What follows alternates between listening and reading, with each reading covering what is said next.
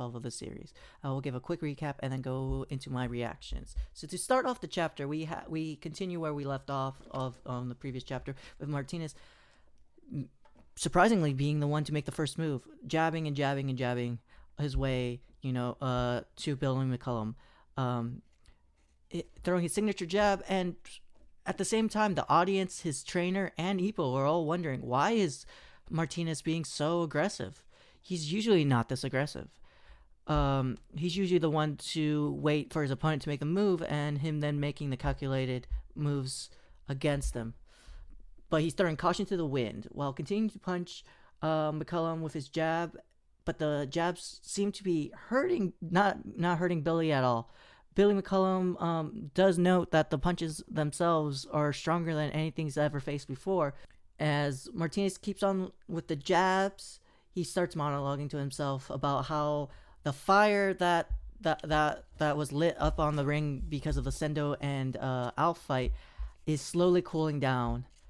And he also mentions that how compared to his matches compared to those of Sendo's and Alf's, their matches are exciting and spectacles, real true examples of machismo, while his matches are the opposite. They're methodical, they're predictable, hinting that his fights aren't really fights. After this, Billy starts goading Martinez by saying that his punches are strong, but you know what? You need something stronger to break this Philly shell. Even though the lefts are no joke and Billy is withstanding them, he does mention how much stronger they are, as I previously mentioned. Martinez then decides to throw a big punch, falling into Billy's trap. A counter. The audience and everyone around them is stunned that Billy McCollum was able to throw such a devastating punch, but in reality, Ricardo Martinez was able to block it. Was able to block it by twisting his head in the nick of time. Ricardo once again monologues about how lonely it is at the top and how boring his fights are, that even though he trains and he tries his best to do the thing he does in the sport he loves so much, he can't demonstrate that love of the sport through his fights. His fights are so methodical. He can't get punched, he can't get challenged, that the fights aren't a spectacle. They're truly boring in his eyes. Which then leads into Ricardo becoming more aggressive, throwing more and more punches, while his coach and trainer are saying, why don't, Ricardo, don't be this aggressive. This will only lead to your downfall, which in my opinion doesn't seem that likely, but still, to draw up the tension, he keeps on being aggressive. Billy then smirks and says, well, if you're going to start being more aggressive, you're falling right into my game plan. As Ricardo Martinez is then saying that Billy McCollum's the one that could tap into his true potential and give the audience a fight that will truly show off his machismo. The chapter ends with Billy about to take advantage and once again repeating by throwing another big counter, and this time maybe landing. The chapter ends there, so we'll find out next. Now that the recap is out of the way, time for my reactions. And wow, did we get a lot from this chapter. In 1,312 chapters, we've barely gotten much character development from Ricardo Martinez, from Morikawa. It seems like, in my eyes, Ricardo was the GOAT, a god. You could not stop him. That there was no flaws with him, there was no mental defects, anything of the sort. But, from this chapter, in these last two chapters, we've got floodgates opening up of how much to give us a deeper understanding of the unbeatable champion. To sum it up, it's lonely at the top. While Takamura in an earlier chapters mentioned that, boxers, you need to have that mentality to reach the top, to reach the top of the hill, that you want to be there and see everyone underneath you. But for Ricardo, he's been there since the beginning. He's been at the top for nearly 20 years, and it's lonely, and there's something unfulfilling. If you're not like Takamura, who struggled and strive for something and you're just always at the top, it's very much not it's much as unfulfilling, right? You need to have those tough matches. If Takamura at the end of the day, you know, quit where he was, he had two very intense fights against Hawk and Eagle, which could be something that, on the other hand, Ricardo has always stayed at the top with no real challenge from any boxer. He feels like he's doing a disservice to and a dishonor to the sport he loves so much. This is where he's kind of similar in Ippo. They both really love the sport of boxing, and their loves of the sport, I think, will be something that will eventually bring out what Ricardo's looking for. And in Ricardo's eyes, his matches are predictable, calculated to the point where there are no real competitions, and therefore they can never really excite an audience like how Sendo and Alf's fight excited the crowd.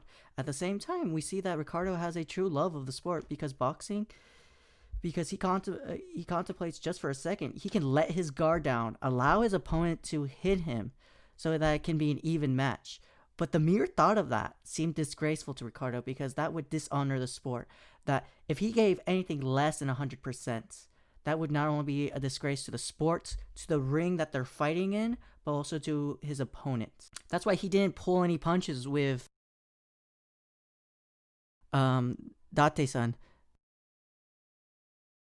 Giving his 100% effort, and the only thing that Ricardo could do to respect that 100% effort, that spirit of unwillingness to give up, was to finish him off, to show him true honor by finishing the fight, and not trying to kill him.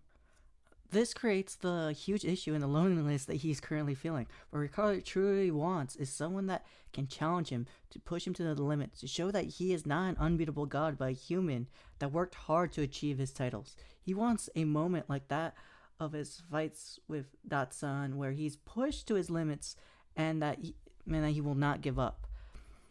A moment where he keeps on fighting even though his hand is broken, like that of Date and Sendo. He wants to show his machismo. I think machismo is the key here. Just like Ernest Hemingway, who would, go out and fight people, bare knuckle box and all this, and go hunting and to do anything, to prove that his manliness. To some people, Ricardo is machismo. He's the essence of it. Going into the ring and not getting punched and dominating over his opponent is machismo to its extreme. Because, you're the man of all men. You can beat anyone. No man can rival you. But that's not how Ricardo Martinez sees it. He sees machismo more as a, I need to prove myself. I need to, be injured. I need to be shown that I can take a punch, that, that there are other people who can challenge me. And in this sense, he can't. There's no one who does challenge him, so he cannot display his machismo to the audience to show that his pride. If anything, right now, in this sense, you can look at boxers who he has beaten, and I think he respects more because they were able to show that level of machismo to the crowd. Right now, he must be super jealous of Alf because he was able to give the crowd that fight that gives fire, right? Ricardo, he just wants that. He wants that one moment, that one fight that can spark that. And I think that's what really he's been so interested with Sendo and Ippo. I think he feels like the Japanese fighting spirit, the never give up attitude, will be something that will spark it in him. Whether it not be Sendo, maybe it'll be Ippo. Who knows who it will be, but he senses that maybe one of these two fighters will be the one that sort of sparks it. And I think Billy McCullum as well will do something. It might lead into something that might spark Martinez to inch closer to that feeling, to that feeling he wants to give to his audience. Something that will pay true respect to the ring and the sport of boxing. But for now, we have to wait and see. As for predictions, I'm still hoping that this fight against Billy McCullum will last a couple chapters and will be something that will at least challenge Martinez somewhat. but maybe it won't be. Maybe, this hiding behind the Philly shell and then waiting for the counter will be the exact opposite, working with how Sendo was so working towards the counter against Alf. This is the exact opposite, where the counter is going to fail, and in with a counter of a counter. We have to wait and see, but I'm really, really interested in seeing more of Billy McCullum. And I think I read this on the Reddit, and I forget. I'm sorry who posted this, and I will give your credits in the chapter notes later on.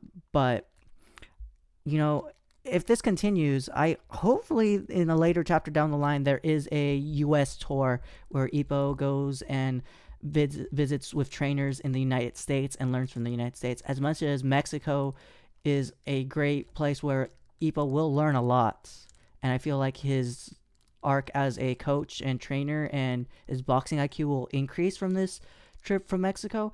I think it's more important. I think as well he needs to go to the United States. See it from other positions, from vlog and all that. Maybe even Billy McCollum becoming a more central role in helping develop Ippo. We have to wait and see, but it will be interesting to see if something as the Philly shell or just a more defensive-minded, avoiding the punches will influence Ippo in the future. As well, I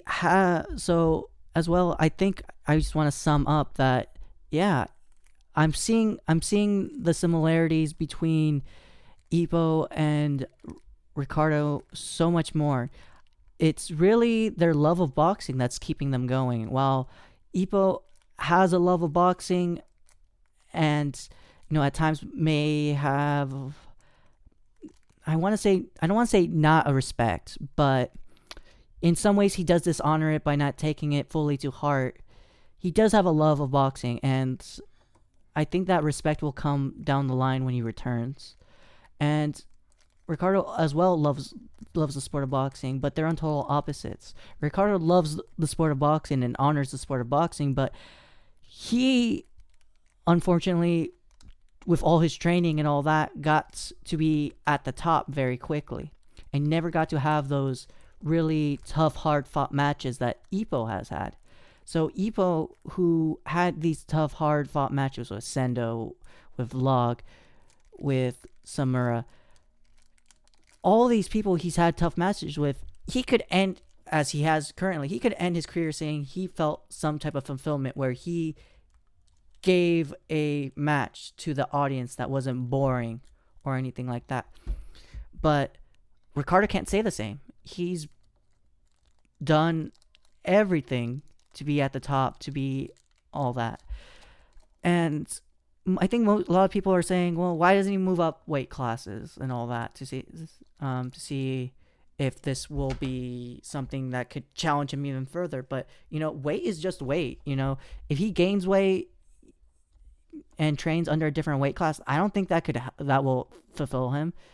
It's just because you're in a higher weight doesn't mean they're of a higher skill. His skill is going to be there as well, but he might be at a disadvantage just because his body is not accustomed to being 5 pounds or 10 pounds heavier. If he's a natural flyweight, let him stay as a natural flyweight. We have to wait for the flyweight competition to rise up to become better, i.e., maybe Sendo, maybe Ippo, or it could also be Billy McCullum. So this is basically the end of the podcast. Please, everyone, thank you so much for your support. I really appreciate it, everybody. I will have my email address in the end notes, so please check it out. Send me any questions, any comments. I am thinking for next week I will be asking some people to join me so we can have just maybe 1 to 2 more people to discuss the next chapter. I want to have a bigger discussion about the series and just the chapter and what everybody's opinions on the current chapters have been, and maybe even some controversial talk about Sendo versus Elf. But thank you all so much. This episode will probably be on the Hajime no Ippo YouTube page as well, a day or two after, maybe a week after this podcast has aired. I will try my best to upload it on YouTube as well for my fans who want to listen listen to it on YouTube. It does take me some time. I do work and all that, so this is like a weekend thing. So, but once again, thank you all, and please, thank you for listening, and signing out.